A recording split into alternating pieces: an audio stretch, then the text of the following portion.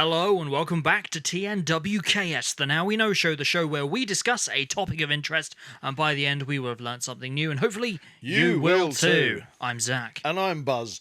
And do you know what, Zak? What? This time, for this episode, we're returning back to that good old favourite, UFOs. Hey! Otherwise known as UAPs. Definitely. So, let's go for it.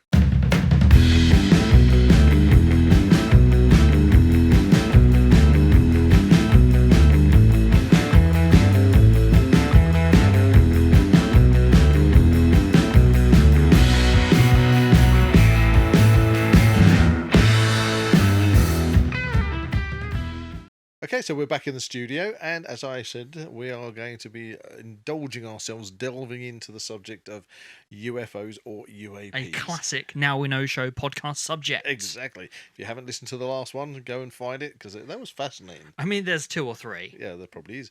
But this one is very up to date. It is. It is. It's very exciting. Because in this one, we actually witnessed a UFO. Dun dun dun dun dun dun dun. And we have it on film. We do. We have it on film. We have evidence. Yes. So we're going to be discussing that. But for those people out there who might be wondering why I keep saying UFOs or UAPs, because, little fact, here we go. Excellent. I think it's the American government who coined the term UAP in recent years for unidentified aerial phenomenon, because UFO, or unidentified flying object, is a kind of misleading term. I think, firstly, they didn't like the fact that the term UFO has been sort of tagged onto flying saucers. Aliens. And aliens. And the classic Area 51 Roswell aliens we've got right behind us. I've got another hoot I can do. Did you know that Kenneth Arnold, in June 1947, he was the first person who reported UFOs. He described them as disc-like, as if you were throwing I think it was something like throwing a saucer across a pond. He was describing it a bit like what we call ducks and drakes, where you skim stones. Ducks and drakes? Yeah, it's called ducks and drakes. That's called ducks and drakes? Didn't you know that? No. Get another horn for that. Good grief, you're on fire. Yes, I'm on fire. No, you really are on fire. It's on your feet. Put me out. So I thought it was hot in here. Anyway, he described it to a reporter. Okay. And then the reporter put in the headline, flying saucers. And from that moment on, everybody associated unidentified flying objects as flying saucers. And there you go. And so I think the American government were trying to get away from the whole little green men, because there we've got. Or they could be grey. They could be grey. There's one behind you. That's Alan. That's John Parker. Sorry, is it Alan Parker? Totally different. John Parker is from Buckaroo Banzai. Okay, every alien is called John Parker.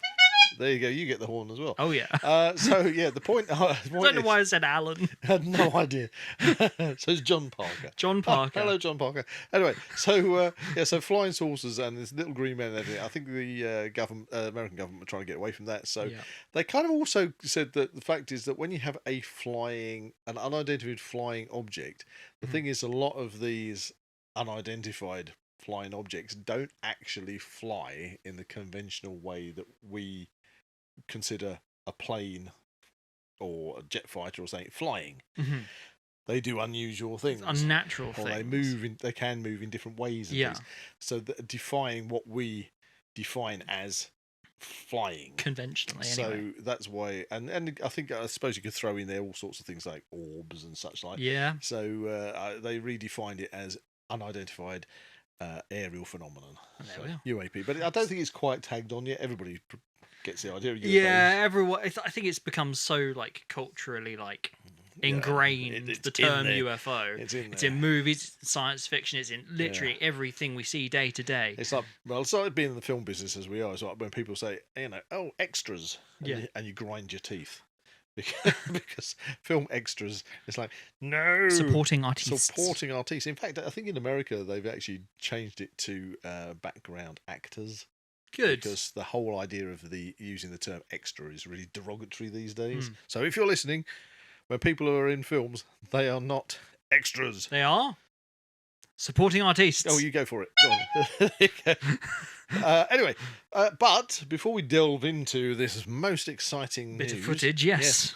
it's time for Weird and Wonderful. So this week I have brought in a weird and wonderful story. I cannot wait to find out what this is. So first up, I need to ask you a question, Buzz. I like a question. Okay. And the question is, do you like sausages? Do I like a sausage? Yes. Yes, I do like a sausage. Is there any particular sausage you're asking me for? That could be a bratwurst, a frankfurter, perchance. They're very German sausages. Yeah, I am partial to a... oh gosh, what was that one I had the other day, which was very nice? I think it was wild boar and apple. What about the Carolina Reaper? Oh, those Reaper ones. sausage. I mean, yeah, they're very nice. Very nice, but you kind of have to eat more of them to stay on top of the spice before it hits you. You need to wash it down with a nice, refreshing, cold glass of cider. Well, that's the thing, though. We obviously did that. I think that was episode 19 was the sausage and cider festival. You get a haul for remembering that one. And I think the fact that we keep bringing up sausages and cider, we need to do another one. Anyway, your question was, do I like a sausage? Yes. And I do like a sausage, but why do you ask me, Zach? So, how would you feel about a sausage vending machine? Well, I don't know. Because in Germany, oh, yes. at the moment, sausage vending machines have become a thing. They're all the rage. They're apparently booming. It's a booming industry for the late night German town walker. Oh, what is he? So what you're telling me is Germans, like, they get to midnight and they're thinking, "Oh, I fancy a sausage. I fancy a sausage. I fancy a bratwurst." Yes.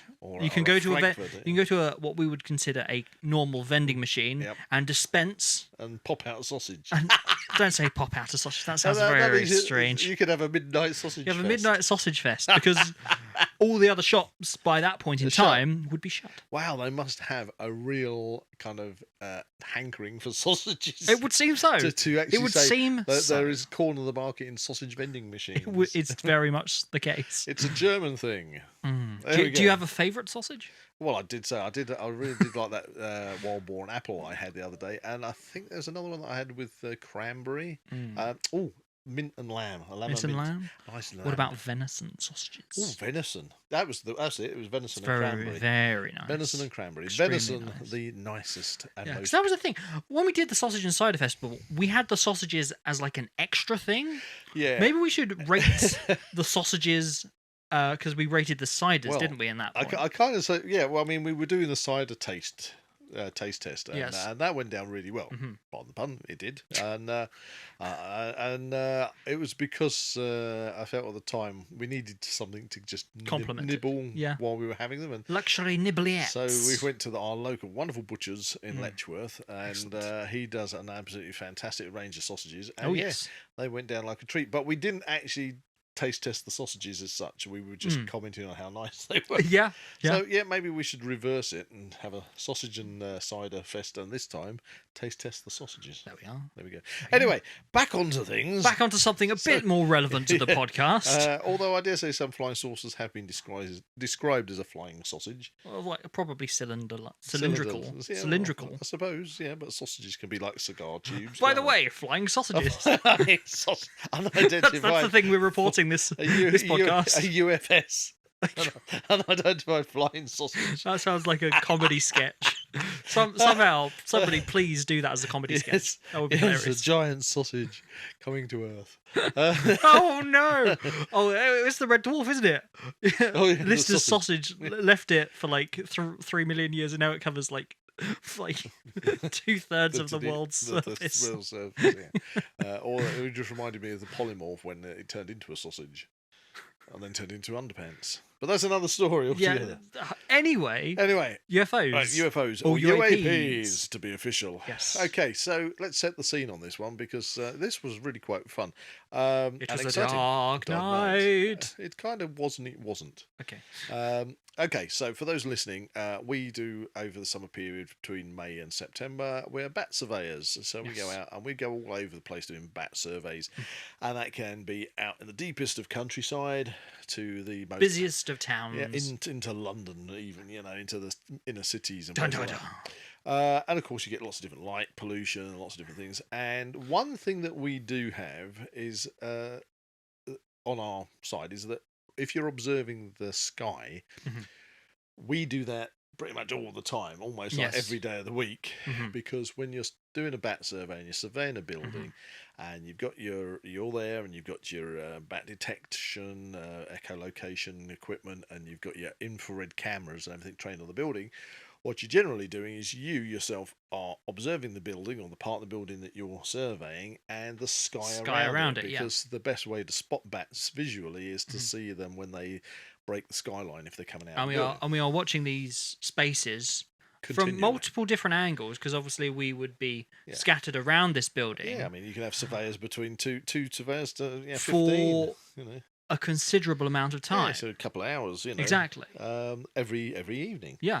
Now, over the years, of course, you'd think that because you're doing it so often, you'd see things. Yeah. If there were things to see, there would be things that you would spot. You'd be more likely to see them than somebody randomly just looking up and saying, "What's that?" I don't know. Yeah, because people do report that they've seen UAPs because of driving and things, and that can be. I always find the driving ones can be kind of a bit misleading, maybe to some degree, because the car is in motion as well.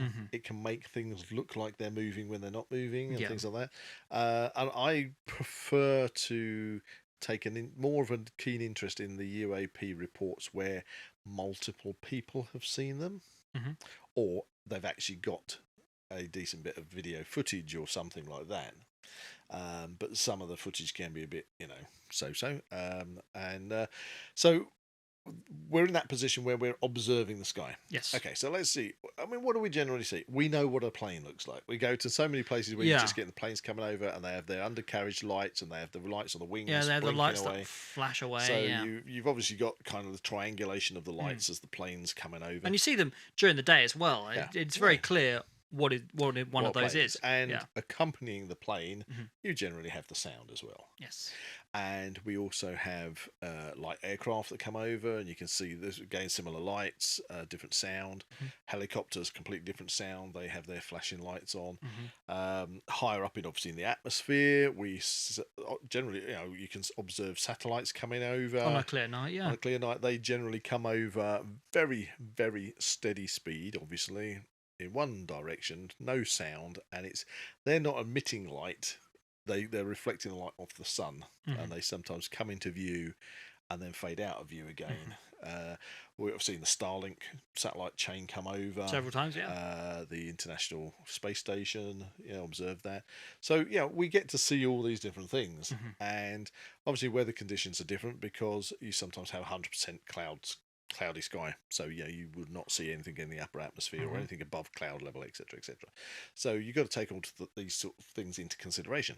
Well, anyway, it was last Thursday, was that the 29th? Was it 29th of February? I thought you said it was the 24th. Was it 24th? Check your calendar. Checking my calendar right now. Yeah, so it was last Thursday. Last Thursday. It was the 29th. 29th, I was right. 29th. And of all places, we found ourselves in the middle of Northampton. At a particular site. I'm not going to mention the site, but several surveyors on site. And I had my infrared cameras trained on this particular building, and I'm observing the building, the skyline around it. And then I spotted a UAP. Now, it attracted my attention simply because it wasn't acting in the same way as all those things that we'd discussed. We also have to take into consideration that part of our surveying work is to report, wind speed, humidity, cloud cover, all the rest of it. The cloud cover was actually 95%. Yeah, so that's quite unusual that you would see something. Yeah, so at most high altitude planes and everything, we wouldn't even seen them. Exactly. Anything that was flying below the cloud level, not only would you see the planes coming over, but you'd also hear them. Now, I suddenly spotted this thing. And it was two lights. Now, for those people listening, I'm going to kind of describe this, and you can join in with this if you like. Yeah. Okay. So if you put your two hands in front of you and make fists, okay? And if you push your right fist forwards, okay? So they're both sort of in the same line as each other, but one light is behind the other one, yeah? and they were travelling at a constant speed. So you got two lights travelling at a constant speed across the sky below cloud level, but no flashing. There's no lights flashing off them or anything like that. Right. So they're a steady light, one in front of the other but offset. Then, if you we'll put the video up shortly. On the video, you hear me say, "Zak, can you see this light traveling over these lights traveling over the building?" And I think it did happen pretty quick. So you didn't. Actually, I didn't see. You it. didn't get to lock onto it, did you? No, but I've seen the footage, and it is rather compelling. And if you wonder why or how I could communicate with Zak at the time, is because we all have walkie-talkies. Yes. So it was a case of just. But if you could imagine you're in that situation, you're in a different area. I'm saying, look up. Can you see that going over the building? And you've got to try and zone in on it. And obviously, we were also in the middle. And this was a very large building. Yeah, we're also in Northampton and suffering from all the light pollution, which was, in a way, helpful because it was bouncing off the cloud underneath, which made seeing these two lights much more visible visually. Not so much on the video, as you'll see. But the video did catch it. Now, the point is that these two lights were travelling next to each other at the same speed, emitting no flashing, heading below cloud level, and then one of them, the left-hand side one, if you like, seems to move away from the lead light. It moves away and then shoots 90 degrees straight off in a different direction. So they've got two lights travelling in unison, not next to each other, one in front of the other, and the one at the back, or slightly at the back, suddenly moves to the left and then flies zooming off to the right at a right angle at a right rapid speed. Weird. Now that is weird because there was no sound. So we've got no sound to indicate a light aircraft or any kind of aircraft. No flashing lights to indicate aircraft either. Can't be satellite or anything because we've got a 95% cloud level. It's below the cloud level to see it. No helicopter. You'd hear a helicopter, and again, you've got flashing lights. It was moving kind of like diagonally, like synchronous across the sky. Yep. And then the rear one split off. And then shot off at a right angle to the lead one. Like in a very unnatural way. I mean, it's such a... Yeah, if it was a plane or something, it would need to kind of make a curved... flight around. It need to turn. It wouldn't be able to move so dramatically. But it just literally moved one direction and then shot off in completely at 90 degrees and disappeared. So now I didn't see these lights behind my head. It's only when they came into my vision did I see it, and I had my camera trained on the building, focused on the building. Okay, I've got infrared light panels up to illuminate the building. So in the video, the prime directive of the video is not a video a UAP coming over, it's to video the building. And in fact to cut out the light pollution around. And so if I had tried to move, if the instant I saw this, if I tried to, because my camera, when it's positioned, I lock everything off.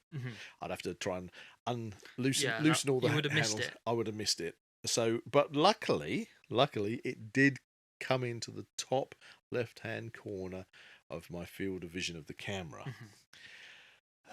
So I did get it. Okay, you did get it. So perhaps this is a good point to actually show the footage. Yeah, okay. So for those people that are watching on YouTube, you're going to get to see this footage. For those people who are listening to this on audio, you'll just hear me, obviously, bring up my alert to Zak. Then it'll be a bit quiet probably for a moment until we come back in the studio. So let's take a look at the video now.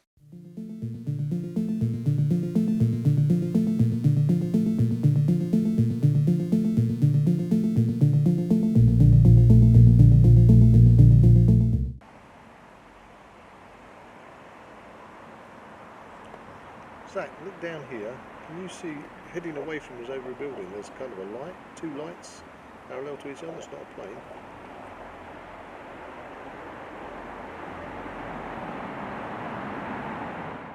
Okay, so that's the video. Now, you might look at it and say, I didn't see anything.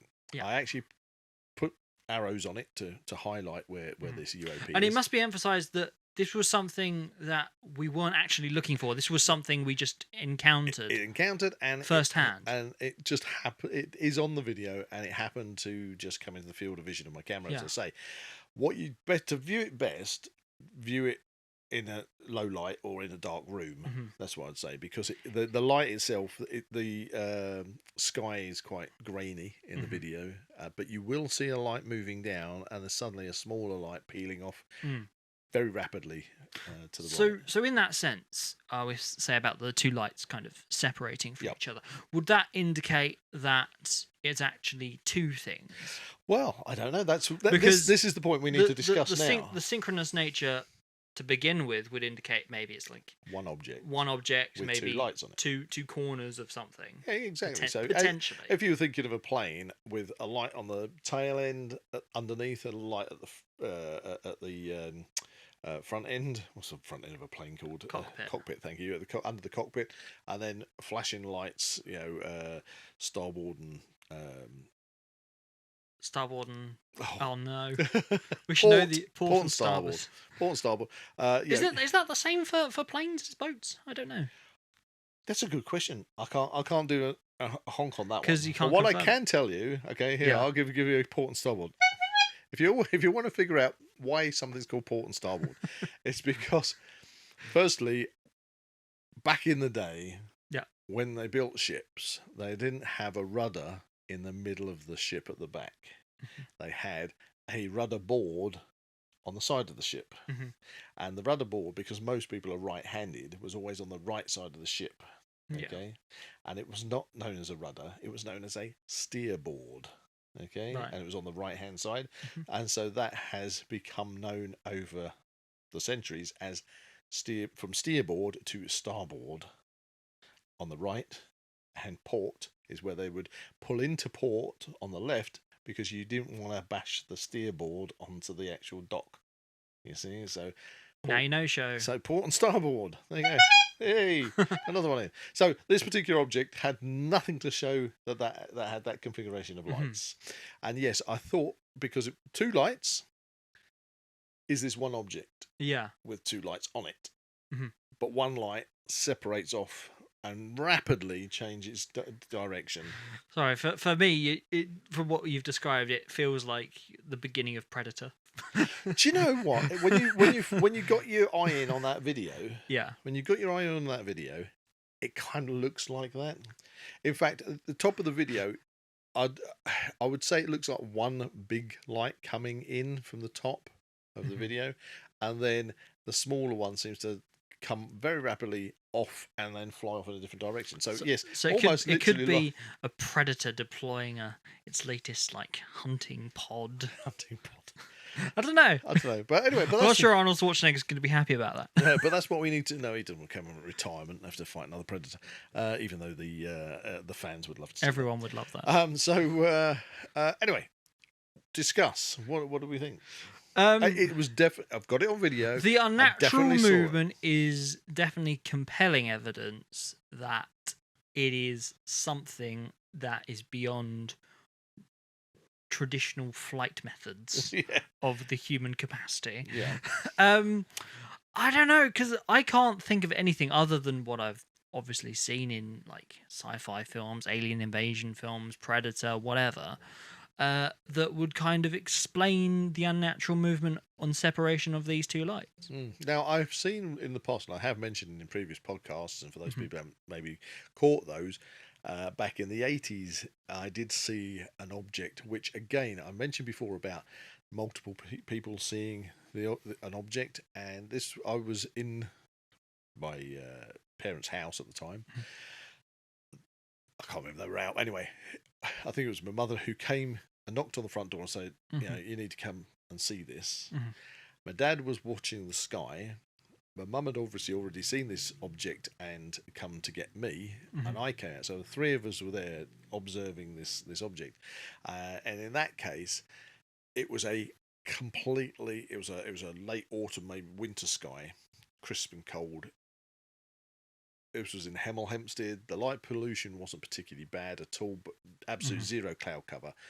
This light was the same as if you look into the sky and you see a star. Okay, Right. so it was a singular dot, like in the same size as a star that you would look at in the sky.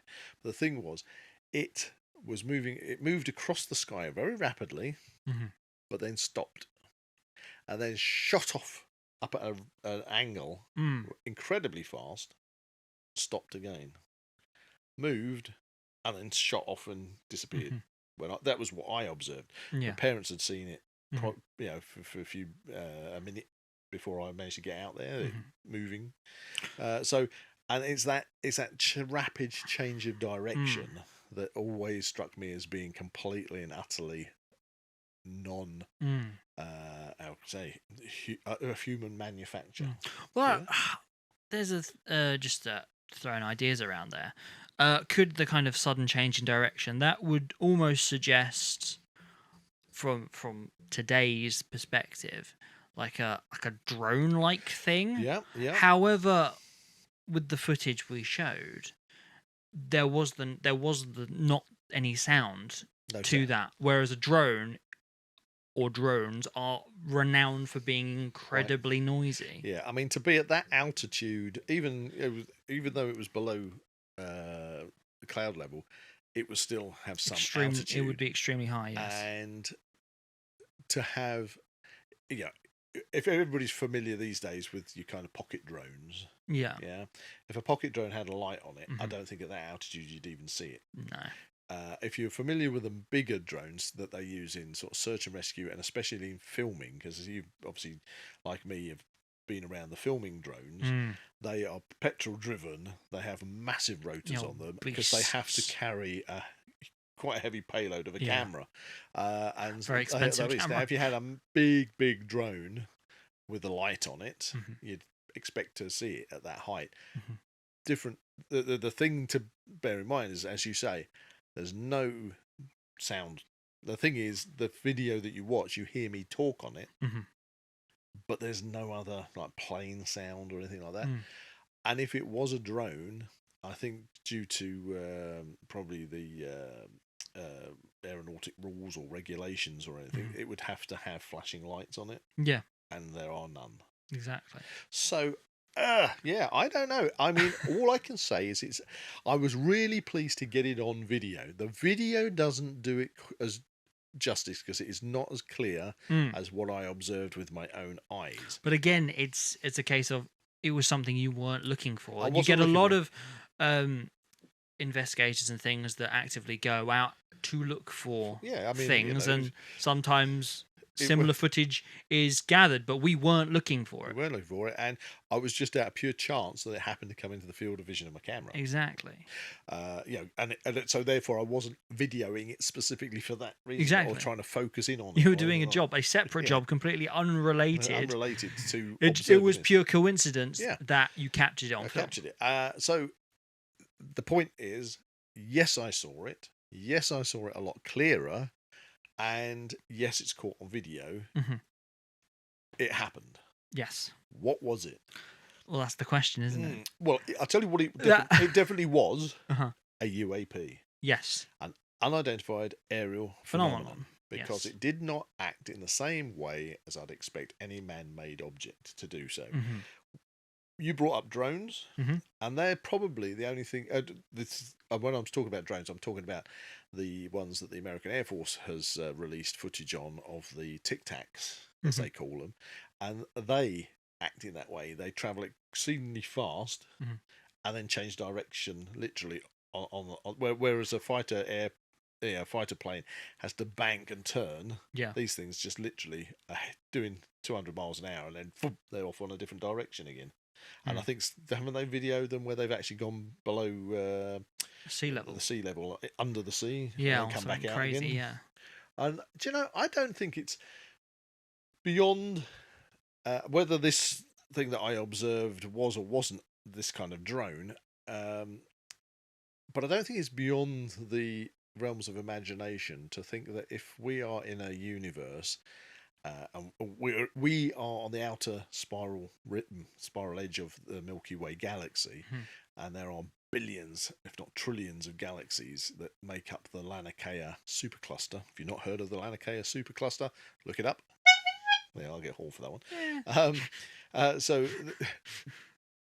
you just need to do the number crunching to say there is it's pretty much a huge potential for life throughout the universe. To say that there definitively isn't And is we're a the only complete life. misconception.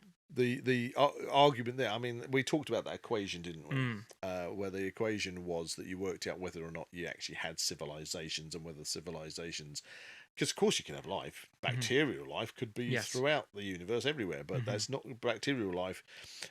Is not going to build spaceships that can travel interstellar space.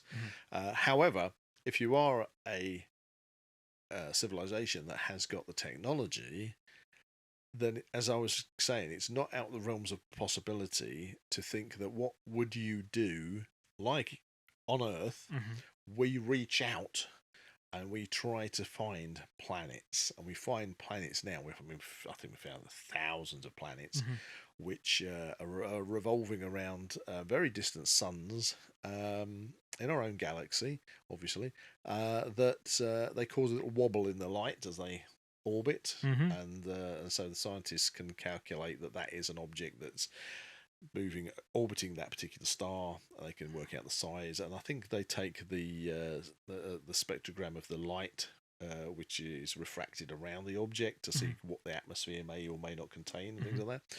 So there are planets out there, and I think it's been speculated that we could have the technology now to send probes to reach those planets, or the nearest ones, and send back information. Now, this is the key: to do that in the lifespan of the scientists that send the probes out, because of course you're talking vast distances, and to do that you would need to have a super fast drive to do it, for it to get the information back to you. But the couple of the articles I was reading up about were speculating that, take your mobile phone for example. So here you go, on screen I've got my mobile phone. I'm just showing it to the camera. Okay, a standard mobile phone size these days. Most of this phone is made up just to be ergonomically designed for my use. Yeah, but the actual computer, it's the interface. Yeah, the interface, everything else that's in that phone, doesn't need to have this huge block. No, you could whittle it down to literally a tiny little cube. And if you can get that tiny little cube and send that at high speed through space, and they're talking about maybe using solar sails and all sorts of things that pick up really speed. large catapult. I don't know. I don't Gigantic cannon. Yeah. Fire the giant boob nipple gun. Nipple gun. That's a Family Guy reference. Family Guy reference from something Dark Side. Exactly. So got to get a movie quote in there somewhere. But if you could, or is it TV series? If you could get these probes to get across space, it's kind of scientifically feasible that you could get the information coming back to you within the lifetime of the scientist that sent it. So that scientists wouldn't be saying, we're sending these probes, but it's going to be a future generation that's going to see the information come back. So now let's move this on a bit. Say you're an advanced race that is doing exactly what we're doing now. Yeah. You're somewhere else in the Milky Way galaxy, and you're looking to find potential planets, and you want to discover what they're like. Yeah, what would you do? You'd be thinking, how do we might physically not be able to go there because we are a biological entity that just is not going to survive the trip. Unless you can go to biostasis and all this like they do on Aliens. Yes. Anyway, but if you can't do that, what you can do, you're going to send a probe. Yeah. You're going to send a probe. And if you can send probes just like, Star Wars to Hoth, you're going to send probes, and then they are going to collect data and send that data back. And maybe that's what those Tic Tacs are. Maybe they are probes. Data gatherers. Data gathering, drones, probes, call them what you will, that are sending information out. I don't know what I saw the other night, or what I caught on video, whether that is some kind of alien probe or drone. I don't like the term probe. You are being probed. But yeah, and now, of course, it leads me on to reporting these things. Do you know, I've had a look on the internet, there are some places I think that you can kind of report sightings, etc., Is this etc. in the UK? In the UK, but frankly, I'm reporting it now because it's now available. The video's available. Anybody can look at it. Separately on the Zak Wylde Productions channel, we will also put that up. You upload the video as a separate short, and people can share it, and people can discuss it, and whatever. Because we would also love to know, get some other alternative opinions on this. Because this is what we've found. What do you think of it? Is it compelling? Is it not? I can't. We want some opinions on it. I cannot say that I know what on earth that was. Exactly. But it didn't look like it was something that necessarily was from Earth. That's the thing. The fact that you can't explain it, you can't define it, proves that it is a UAP because it was an unidentified aerial phenomenon. I mean, there was no thunderstorms or anything like that, so I can't say it was like ball lightning going across the sky or some kind of electrical discharge that was acting in a strange way, or some kind of static electricity. Exactly. It seemed like a physical thing traveling with purpose, traveling at a constant speed. And then separating, and then for reasons unknown, and then disappearing for reasons unknown. There you are. So that's it. So we actually got to see and record a UAP. Yeah, Buzzsaw! That's actually quite cool. So perhaps upon this revelation that these things are out there, these are things that we can obviously look for now. Maybe that's something we should do with the Cryptid Adventurers. Well, definitely. I mean, with the Cryptid Adventurers, we've got a lot going on with that at the moment. So many different sort of... But again, with that, it's very early days in the way we're actually like filming and recording things. Yeah. Well, I mean, I've observed UFOs or UAPs since I was a kid, but haven't had the technology at hand to be able to record them like we obviously so readily available. I mean, it's different. We didn't go out, as you say, to record this. It just happened to get picked up by the camera, and with other kind of investigations, when you're talking about like the cryptid things, then you are going out to try and see if you can pick things up. But perhaps in the way in which we discovered this particular article, this video, do you reckon that's more kind of believable, considering it's not something you were actively searching for? I know what you're saying there, and I think that it's more believable for me as being an odd occurrence because of the cloud level. Because if it had been a clear night, we had say 0 cloud level, 10% say or below, you might then not be able to judge the height of the object. You might have said, "Oh, is this high in the atmosphere? Is this just a satellite? Is this a satellite that suddenly just happens to coincide with a small meteorite just burning up in the atmosphere, so it looks like something's gone off to one side?" Because if you had a satellite coming across the sky, or 2 satellites for some reason, because obviously I don't know whether they've got satellites that orbit the Earth in synchronicity next to each other or anything, and if they cross the path just at that moment where a small meteorite shot off to one side, you go, well, that's what that could have been. And then the satellites fade out because they're not reflecting the sun from the position you're looking at them. But because this all happened below cloud level, can't be a satellite, can't be a meteorite, can't be two individual things interacting with each other. Yeah, that's what is but fascinating. It is an unidentified aerial phenomenon. It is, and that's something that can't be. I'd love your feedback, ladies and gents. You put in the comments what you think.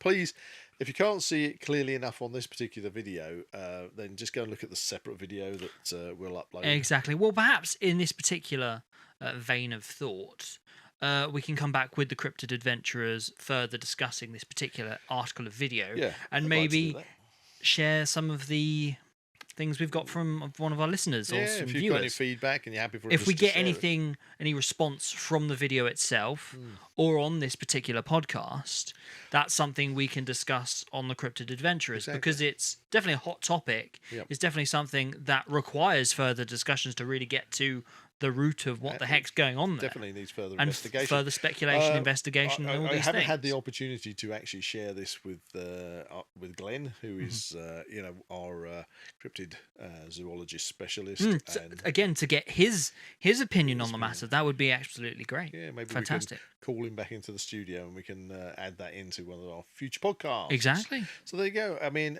I don't know. I'm just leaving it open. Open to speculation. We saw it. Interpretation and opinion. I videoed it. What it is, I don't know, but it just doesn't look normal. There we go. Huzzah!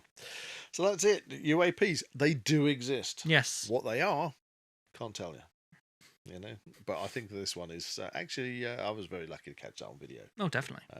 And there we are. So, do you want to add anything more to that, Zach? No. I think we've covered it pretty in depth. Obviously, we've got further things to discuss in future podcasts. Are you a believer?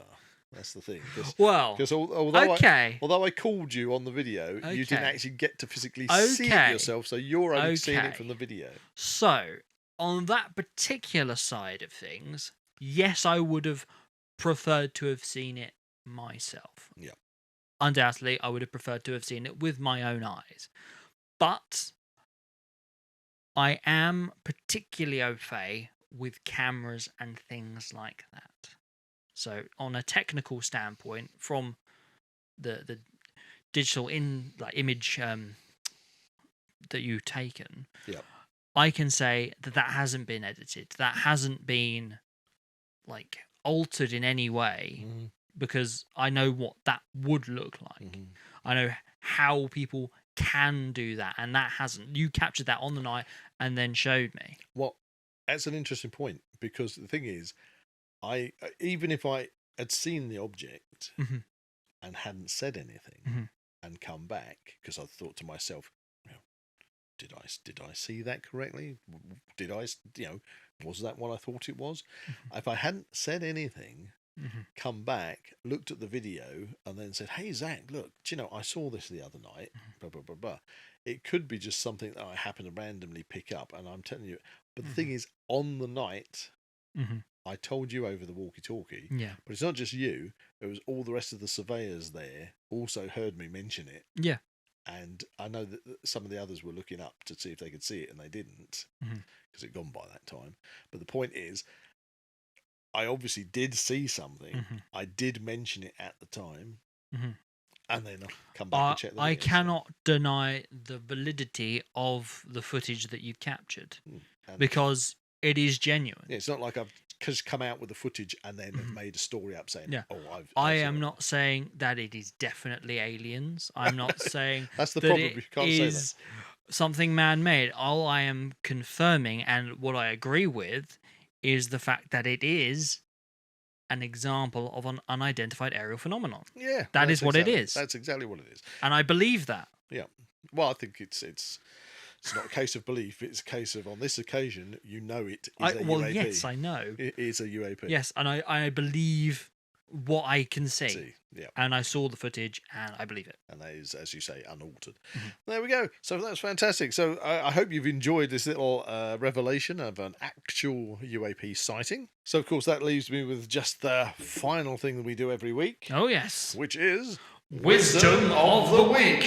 And this week's Wisdom of the Week, I was trying to make it kind of... I don't know if I could find anything that was kind of UAP. Well, as long as it's not sausagey, then you're all right. Sausagey. If I'd known you were doing sausages... You would have had some kind of inspirational sausage quote. Sausage quote. Let's just hold it right there. Hold it right there. That could have gone very, very wrong. Or very, very right. I don't know.